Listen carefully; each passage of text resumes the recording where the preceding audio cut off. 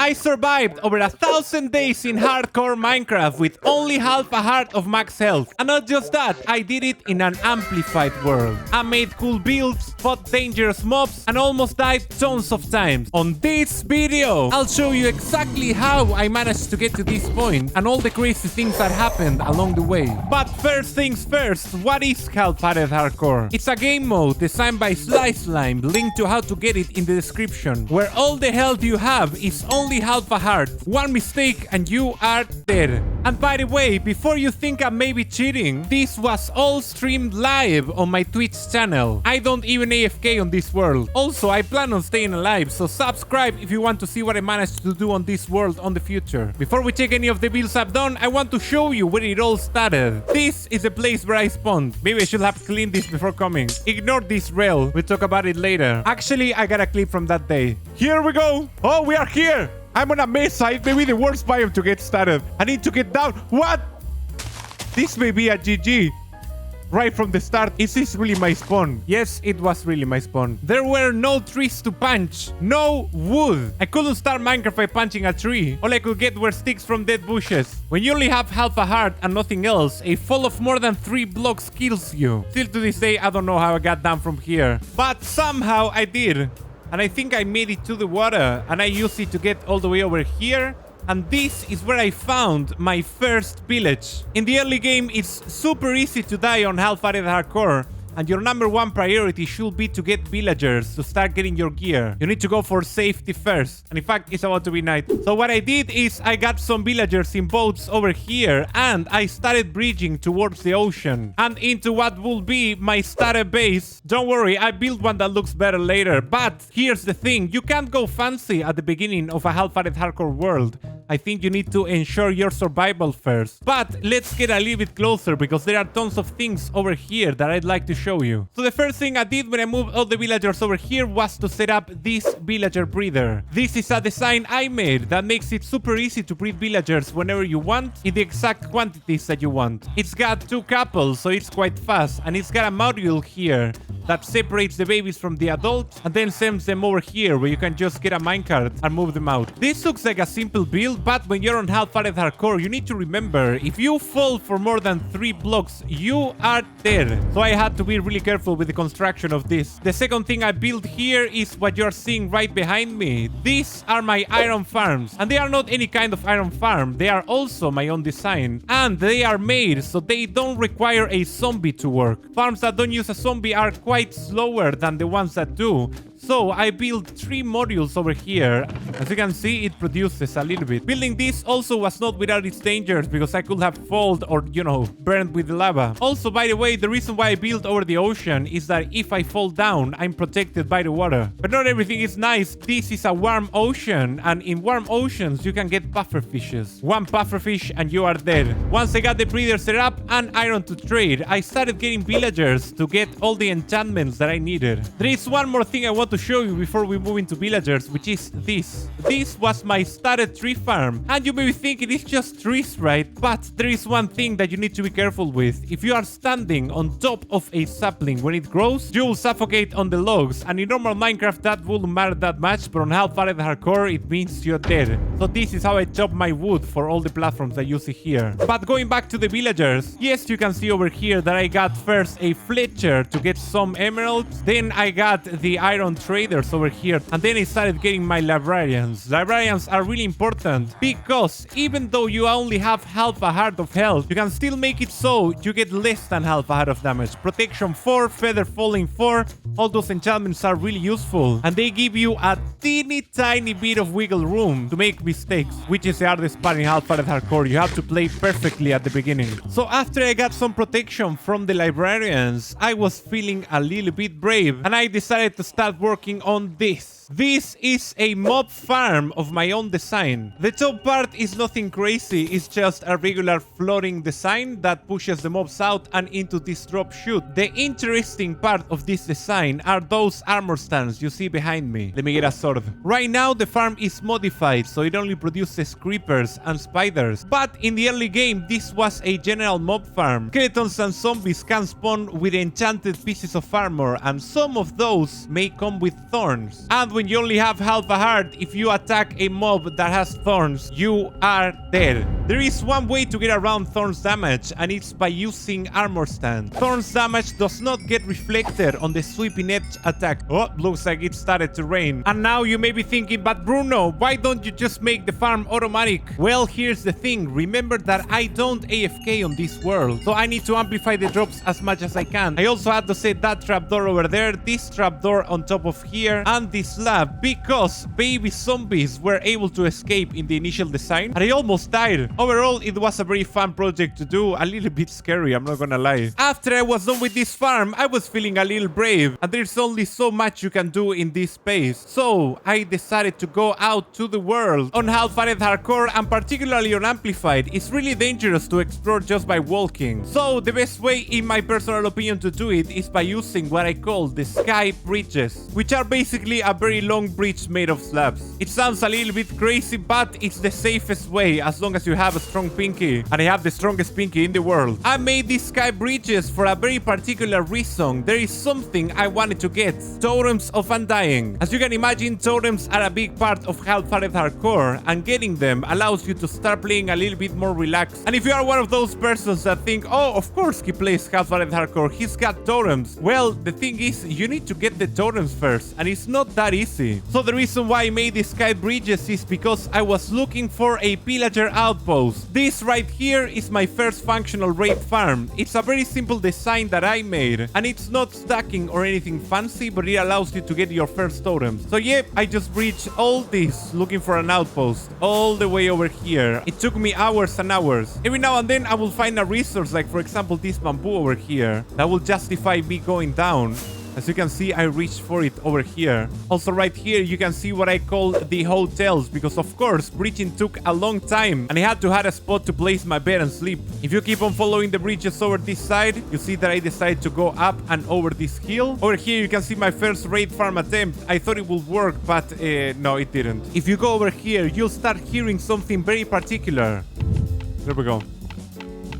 That is the sound of 80 wardens. This is my Warden Mob Switch. I don't always have it on, but it's really useful for certain stuff. But let's keep on going with the sky bridges, and I'll talk about the Mob Switch later. So after reaching for a long time, over here I found my first outpost. That meant that I could get Bad Omen, and the next step was to get a villager for a raid farm. The closest village I found was this one over here, and the only way to move villagers up was by using rails. This was a very painful process, super scary, and also remember, I didn't have Elytra when I was doing this, so yes, it was quite the experience. I also didn't have any type of power rails, so I had rails all the way up here, and I was pushing the villager by hand. So I pushed the villager all the way up here, then I moved it by boat all the way over here, all the way over here, and over there into that first raid farm. That ended up not working, so I had to take the villager out and move it all the way over here, make it drop down all the way over there, all the way over there, and then all the way over there, and all the way to the functioning raid farm. If I get a little bit closer, you can still see the guy. There he goes. That nitwit has seen some stuff. But after all the work was done, all I had to do was to still walk all the way back to the outpost, get the Bad Omen, get all the way over here again by walking, trigger a raid, and then finally, after all the suffering and all the tears, I got my first totems. So if you think that playing with half-hard is easy because I got totems, well, think again. So after getting my hands on some totems, I was feeling a little bit braver, and I decided to go to the nether. I mean, I had been to the nether before, actually, through this portal down here that I used to get some quartz and some other stuff that I needed for farms. But there is another reason why I needed to go to the nether, and that is gold. You see, there is a way to get a little bit more than half a heart on half-fired hardcore, even if it's just for a limited time. And that is by eating golden apples, which in my case look like mangoes, but ignore that. You see, if you eat a golden apple, you get 2 extra hearts, but it will only last for 2 minutes. It may look like nothing, but this may save you from a few tight spots. In regular Minecraft, 2 hearts is not that much, but on half-fired hardcore is keen to plying your health. And mining for it is quite hard and risky, so I decided to build a gold farm. And I built one on the nether roof right here. This farm is not my design, it's actually a design by Ian X04. And the advantage it has, actually I think I'll have to turn off the Warden Mob Switch. Hello guys! There we go. Okay, as I was saying, this is a design by ENX04, and it's actually quite simple. I picked it because it's super easy to build. Remember that on Half-Hearted Hardcore, you need to also take into account how easy a farm is to build, because one mistake and you are dead. I just wanted to show you guys how I get all my gold, and in fact, I think it would be nice to restock, so I'm gonna be doing this for a little bit. So while I do it, let me show you the hardest part of building this farm, perling to the nether roof. The thing is that if I throw an ender pearl, I'll take damage. Alright, it's time. We survived 240 days exactly. It all goes down to this moment. 3, 2, 1. Eat the golden apple. Forwards and up, throw the pearl. Yes! Oh! Yes, we made it! That went smoothly, I gotta say it. For all the drama I made, that went quite smoothly. After building this farm, I was ready to go and fight the Ender Dragon. But there was one problem. I still needed to find the Stronghold. And for that, I need to get back to the bottom of the Nether. As I said earlier, I don't know the seed of this world. So if I wanted to find a fortress to get the Blaze Father to make Eyes of Ender, I needed to look for it. And the way I did it was like this. I dug a long time along the Nether roof, and every now and then I will poke a little hole down and look and see if I found a fortress. And after a lot of digging, I found it. Fortress! I dug down using one of the basalt pillars, trying to make it safe from blazes and ghasts. And then I started raiding the fortress. I managed to get ward, which was super important for potions for the dragon fight. Got ward! And I was exposed to tons of dangers. Ah!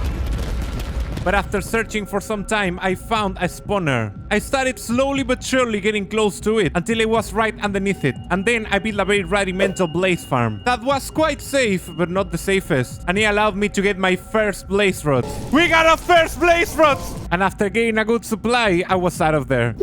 Oh, a ghast! I'll get it. Okay, not smart. Look at it, still there. I'm still dangerous. Okay, I better get back home. So after that, I was ready to face the Ender Dragon. And what did I do? I raided an ancient city. I actually wanted to challenge myself. And tried raiding an ancient city before going to the end and getting shulkers. When I was building the raid farm over here, I looked at these two mountains and I thought that that would be a great place to hide an ancient city under. And turns out I was right. Yes! Ancient city! My main objective was getting the Swift Sneak enchantment for my pants. Swift Sneak 2 and Swift Sneak 3! OMG! I didn't want to breach over the void slowly. I wanted to do it as quickly as possible. And I also thought it would be just a fun experience to do on stream. Chad had tons of fun that day. Need some wool. Setsen. And after finding everything I was looking for, I also took some time to kill a couple of wardens. Yes! Warden is there! I have the more mob heads data pack from Vanilla Tricks on this world. I thought it would be fun. But after getting the blaze rods, I was ready to fight the Ender Dragon. I made this little phantom trap that will cut them and give me the membranes for the potions of slow falling. Even if you have all the totems in the world. If the dragon yeets you from the main island, you are dead. So I crafted the Eyes of Ender and I started looking for the Stronghold. The journey there was quite perilous, made harder by the amplified terrain. But we made it and we went through to fight the Ender Dragon. I hear the dragon. We destroyed the crystals, popped a couple totems, but in the end, we got it. Yes! We did it! Free the end! That was quite the day. Yep, the fight wasn't easy, particularly by the Enderman. I think it's the hardest part of the dragon fight in Half-Hearted Hardcore. But we survived, and we did a little bit of end busting afterwards. I used this gateway to get through, and over here, you can still see some of the first bridges I made. I don't remember how quickly I found an end city, but... Oh, look, there's one right there. Yes, look, this is the one I used for the Shulker Farm. Even though I love end busting, it's not that safe to turn Half-Hard. Well, that's why I came to this end city, and I took one of the Shulkers to the overworld. And that is why we have these rails over here that I told you not to look at earlier. The Shulker came out of the end right there, and we had to take it all the way over here. And out of the spawn chunks, I didn't want it to get continuously loaded. And we built over there ENX04's Shulker Farm. And I gotta say, it was quite a challenge. Shulkers kept doing stuff that I didn't want, and portals kept not linking properly. I also built a chunk loader under it, so it was continuously loaded, but only when I wanted to. I almost went crazy building this farm, but in the end, it was worth it. I mean, this thing is absolutely crazy. I think it must be full now. Yeah, it's full. I should turn it off. One thing I gotta say, for all the farms that I haven't built myself, you'll find a link in the description with the corresponding tutorial on how to build them. Big props to Ian XO4 for designing these farms. They are super productive, super nice, and super easy to build, which is really important in Alpha Red Hardcore. And speaking of Ian XO4, I also built his Wither farm, or Wither skeleton farm. This farm is amazing, but I didn't build it exactly in the ideal spot. You see, flying in the nether looking for a fortress is very dangerous with Alpha Hard, and at one point I got a little bit tired and just picked this fortress. The farm looks very simple up here, but down there the process of building the spawning platform was quite nerve-wracking. I was literally trapped in the fortress with blazes shooting at me, but despite it being a little bit slow, it worked, and this is how I got my beacons. And speaking of beacons, you can't get a beacon without defeating a Wither first. And I don't know if you knew, but I am the first player in the whole world that defeated a Wither in half-hearted hardcore. And when I did it, I started a tradition. The first Wither I fight in a half-hearted world has to be on a fair fight without trapping it in bedrock or doing any other kind of cheesing. 1v1 a Wither. I've always done it in open places, but on this world I decided to do it on top of a mountain, and here's what happened. I think it's time. Okay, that was anticlimactic. It is here! Apple! Wither! Every Wither fight is divided in two parts. The first one is ranged combat. The Wither will shoot skulls at you from a distance and you'll have to shoot it back. On half-hearted hardcore, unless you eat an enchanted golden apple, it's guaranteed that you'll pop a totem. In fact, multiple. What you have to do when this happens is to swiftly put another one in your offhand. That is why you can see I have multiple totems in my hotbar. You will be taking damage constantly, and it's very important to know when to attack or when to retreat to eat another golden apple to get those 2 extra hearts. The second part of the Wither fight is the melee combat. The Wither will become immune to projectiles and it will close the distance to you. This is when you have to attack it with a weapon. I strongly suggest using the axe with Smite 5. Yes! We did it! The Wither is there! Here it is. This is the spot where I fought my first Wither, and this is my first beacon. First Wither fight in this world, 18th of September 2022. After this, I just cheesed them under the end portal. I feel like I earned it. So after that, the progression in Minecraft was done. I already got wings, shulkers, and beacons. So my plan was setting up the foundations for a long-lasting world. That is, I want to have the best farms possible in this world, the most efficient ones, so I can get all the items I need without AFKing and be able to tackle a project of any size. And with that mindset is that I built this slime farm. If I want to show you how it works, I gotta go to the overworld first. Here we are. This farm is the one that gave birth to the clip that you saw at the beginning. Yes. Oops. Ah! Hello. No! Slime!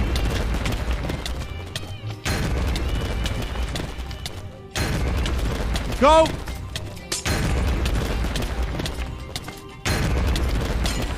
Ah! Ah! OMG! And I fear it ever since. But allow me to show you how it works. This farm uses the new mechanics introduced by El Mango and the idea of using mushrooms in order to create the spawning platforms for the slimes. But El Mango's design is AFKable, and I don't AFK here. So I had to do a couple additions. I sent the slimes to the nether and make them go up through this scaffolding. This needs to be tall enough to make the portal cooldown go from 10 to 0. The platform is strategically built, so the only spawnable spaces are inside the farm, and as you can see, it works quite well. The only problem with this farm was finding a swamp. As I told you earlier, I don't know the seed of this world, and I had to fly and fly and fly until I found a swamp. It took me quite a while. The next farm I decided to build was my iron farm. This is actually a design of mine, and it involves a pacified pillager that I had to bring all the way over here from the starter raid farm that is all the way over there. I brought it by boat over a bridge, and here is the thing: when you're in a boat with a pillager, it will try to shoot you with its arrows, but it will always miss. So while I brought it, I was already pacifying it. You pacify it by making it break its crossbow. This farm is always loaded and it's always working, and it produces a lot of iron. This is where the iron golems come to die, and as you can see over here, I've got a lot of iron in store right now. After finishing the iron farm, I had enough iron to make tons of redstone components, so I decided it would be nice to try and design a stone farm and do it live on stream, which I gotta say it was quite the experience. Allow me to show you how it works. You stand right here and step on this pressure plate,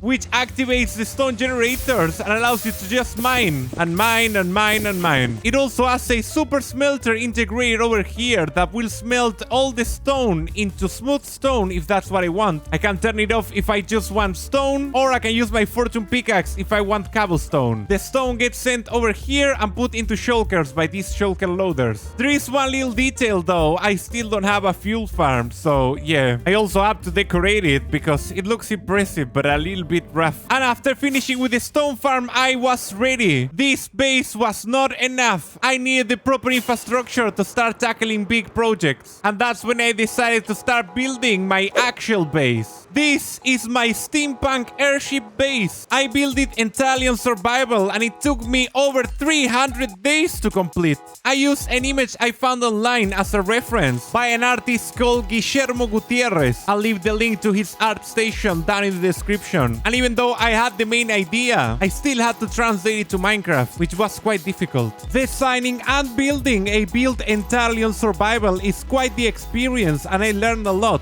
even though it takes a little bit longer. It's still something I'd highly recommend for you to try if you want to give it a go sometime. In the end, the result looks absolutely amazing and I couldn't be happier. It is still a work in progress since it doesn't have an interior, but at least it's holding my storage system. And there is one thing here that I want to point your attention towards. These are my manual shulker loaders and unloaders. It's a system that cycles through shulkers that allows you to easily take the items out and put them on the chest they belong, like right here. I have 2 of them and they are really useful. I actually upgraded the design. Would you like to build this on your world? This little contraption can save you a lot of time. I may upload a tutorial. While I was working on the base, I took a little break and I started working on another project. It's right here. My old raid farm was not enough anymore. I needed a more reliable source of totems, emeralds, and more raid related drops. And I built this. This is Ian Exo4's stacking raid farm. This is essentially the same design that is on Ian's tutorial, but I added a couple improvements. First and foremost, those no blocks you hear are from an alley sorting system. I decided to use these guys to get my totems, and I gotta say, they work quite well. And the second improvement I added were these shulker loaders at the bottom. They filtered the drops and send them into shulkers. Nothing too fancy, but this is how I get my totems now, so I thought it was important to show you. And last but not least, we have the Warden Mob Switches. I've teased you guys about this before, but now it's time to talk about how I pulled this off with nothing but half a heart. And let me tell you something, a lot went wrong while working on this. They are stuck! What do I do? Do I risk the Warden shooting up? What do I do? I could be able to break that block. I will have to land on that glass with blindness. Like, go right next to them and break the glass block in front of their feet. Okay, it's all or nothing.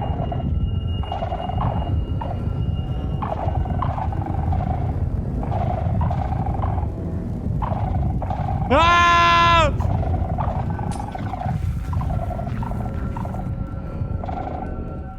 It worked! It worked! Yeah, it worked!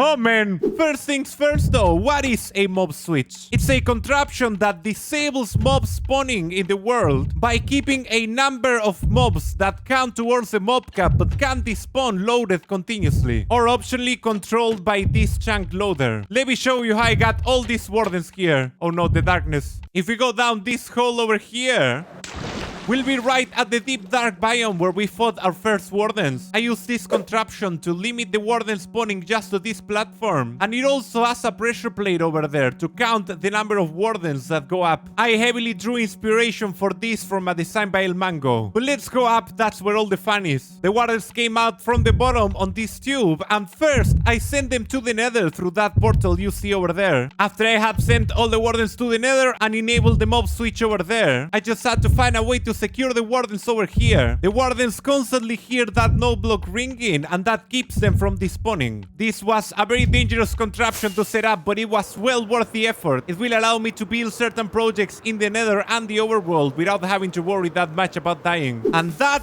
is it. There are other projects like my tree chopping build that I haven't shown you, because I built those a little bit after I turned into 1,000 days. If you check the F3 screen, you can see that I actually been alive on this world for 1165 days. So we'll save those for the 2,000 days video. I really hope that you guys like this tour and also felt encouraged to try half-hearted hardcore yourself. Remember to hit that subscribe button and thumbs up so you get notified when I release the 2,000 days video. In the meantime, my name is Bruno. This was 1,000 days in half-hearted hardcore, and I am out. Goodbye.